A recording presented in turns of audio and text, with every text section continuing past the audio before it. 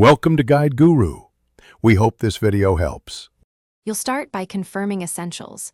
Check model and firmware so commands match. Once done, plug in or charge above 50%, unstable power break setup.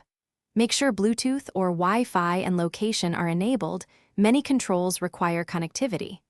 Next, open the Control app or web portal and sign in with your account. Use 2FA if shown. Now pair or discover the device immediately to begin configuration. Don't skip pairing, or you can't send commands. You'll now configure the core settings. After selecting the device in the app, verify MAC or model to avoid controlling the wrong unit. Then apply recommended permissions and set schedules or operational limits. These prevent accidental changes. Use transitional checks. Save settings, then send one simple command, power toggle or status query, to confirm responsiveness.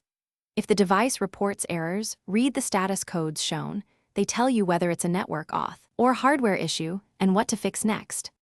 Finish by saving configuration and creating a backup for quick recovery. Write down account details or store them in a password manager. Then run a full test routine. Execute 3 representative actions, review logs, and confirm remote access from a different network. If something fails, try the key troubleshooting step, reboot the device, reset network settings, and repair.